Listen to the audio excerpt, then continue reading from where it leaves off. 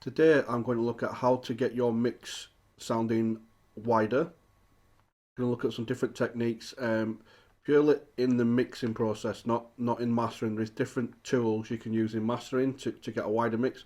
This is purely when you're mixing and adding stuff into your track.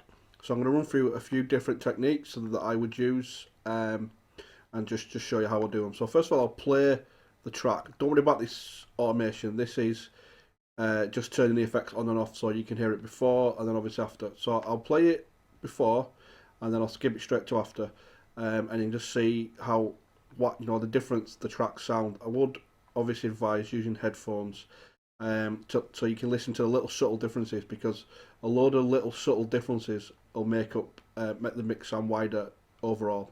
Okay.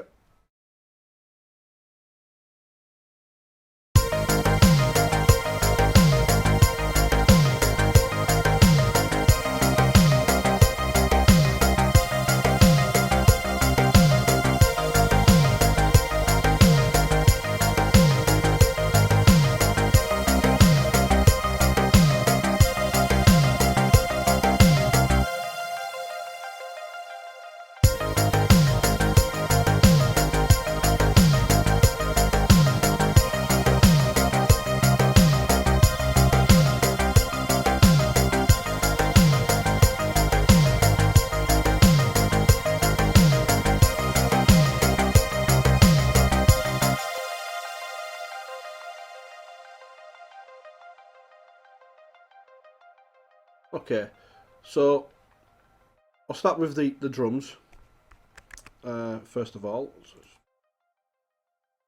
So this is the drums.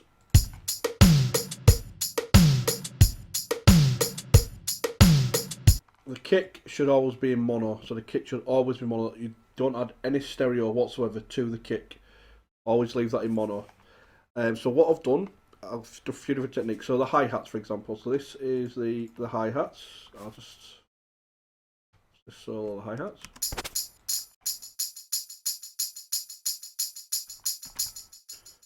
Obviously turn on what I've done.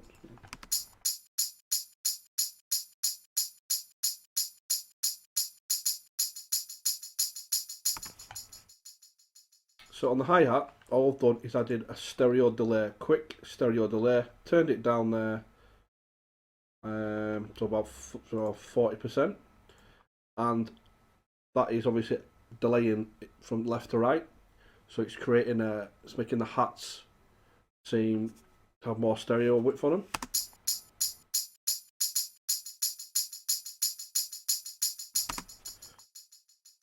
Again, little subtle things like this, once you add them all together, make it sound a lot wider. So next we move on to the snare.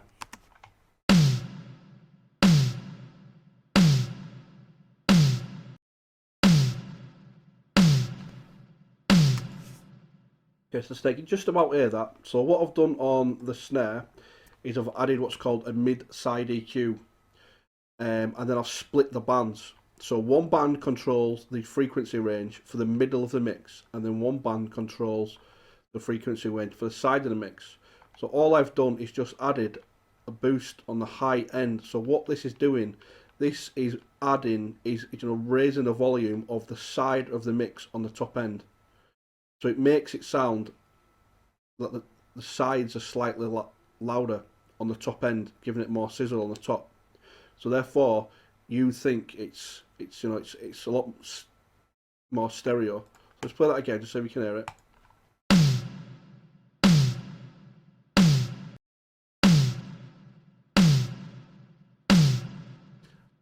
And it's also doing, because there's a reverb on there as well, it's also boosting the reverb as well, make it sound that little bit more wider. Again, you can add that technique on many different things.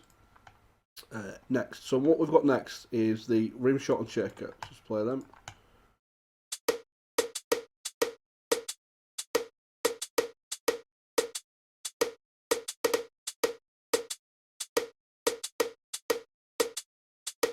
So all I've done with the rim shot and shaker is I've just panned the rim shot slightly to the right, and I've panned the shaker slightly to the left.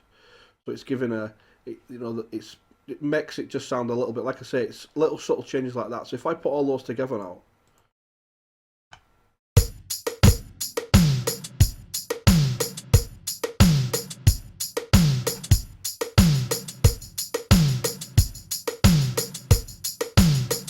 Again, it's already sounding a lot wider than what it was, and this is just little subtle difference on the drums. The bass always leaving the centre, so your bass and your kick always in the centre. And then I've gone into the ARP. Now for the ARP.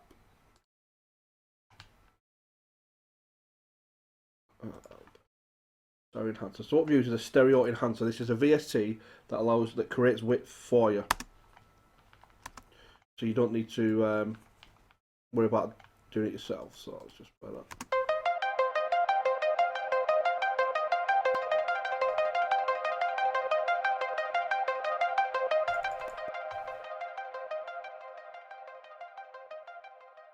Okay, so this is a VST that comes built in with FL Studio.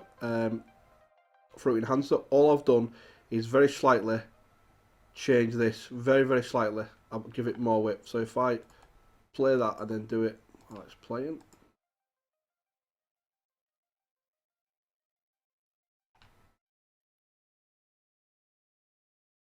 Okay.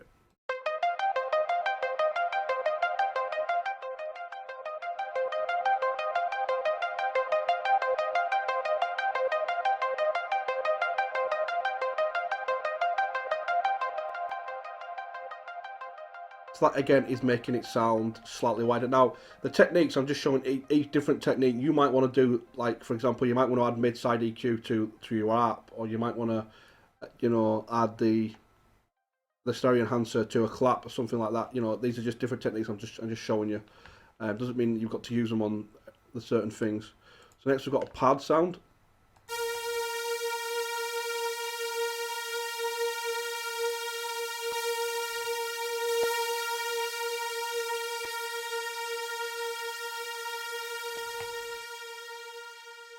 So the pad, again, this is another FL Studio plugin. I'm going to show some different plugins after that are in FL Studio for people obviously that don't use FL Studio.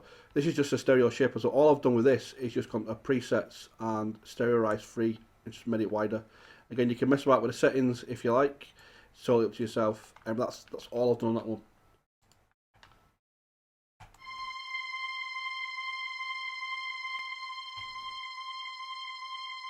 Now the strings, what I've used for the strings is actually the sound font which comes built in FL Studio, and this you can do this on stuff like using sound fonts. You can do this on samples and all sorts of stuff like that. You can use this effect. So what I've done this time, I've actually cloned it, and I've panned one hard left and I've panned one hard right, and then what I've then done is I've gone into it, and you can see it just at the very start. The right one is slightly before the left one. If I,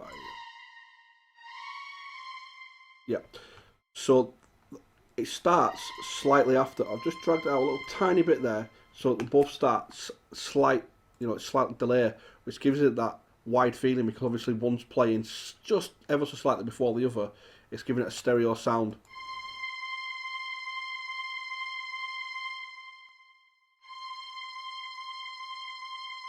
And again, you can do stuff like this with claps, when you can layer claps and all sorts of stuff like that with this hi-hats, you know, just to give it, you know, a little bit more width.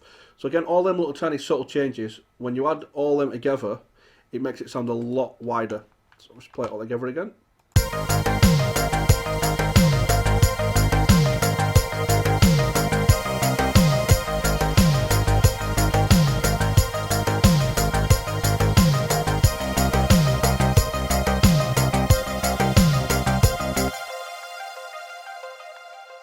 So again there, subtle changes make it sound a lot wider. And again, this is before mastering. Obviously, once you put it through mastering, there's different VSCs and stuff that you can use to you know, make it wider again. Yeah, so that's that done. What I'm going to do now is I'm going to show you some VSTs that are in FL Studio, third-party VSTs that you can use. Obviously, you can use them in FL Studio, or you know, if you don't have FL Studio, you can use them as an alternative. Okay, so we've got here just a little piano riff on the M1.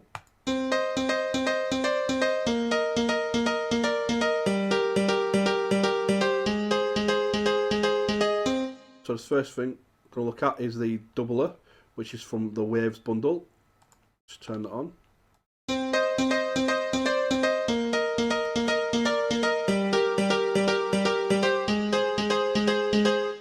again, this is just the default preset that loads up. I'm not going to mess around with presets. I'm just going to, you know, play them as they are when they load up, just to show you what they can do. That gives it more of a chorusy sound than actually a stereo, but it still makes it sound wider, and I would use that on likes of vocals, and maybe even pads and stuff like that.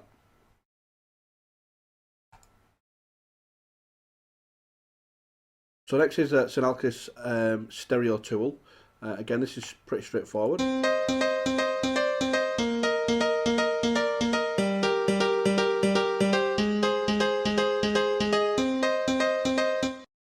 Good thing about this as well, obviously let's make it a lot wider. Good thing about this as well, it actually has a stereo width below. So if you wanted to use it on your bass, you can obviously make sure that all the bass frequencies are mono, and then everything above that is stereo. So.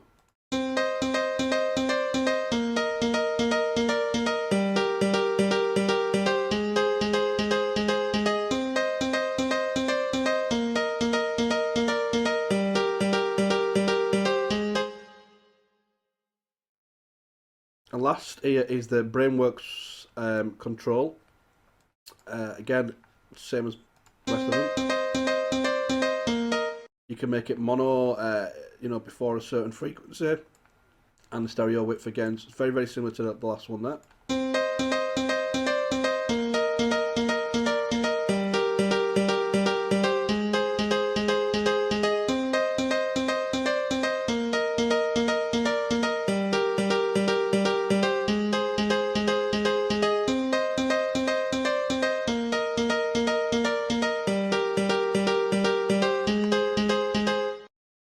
Again, so they're free external plugins that I would use. There is many, many more out there that create stereo width, and there's a few more from Waves and stuff like that. They're the ones that I like and I would mainly use. And again, each DAW will have its own stereo image too. I'll just Google it or YouTube it, and you'll be able to find out, you know, what's it called. So that's this tutorial finished there. So any questions or anything like that, leave it below or send me a PM. And if there's anything else that you want me to cover or have a look at, just send me a mail and let me know. Thanks for watching.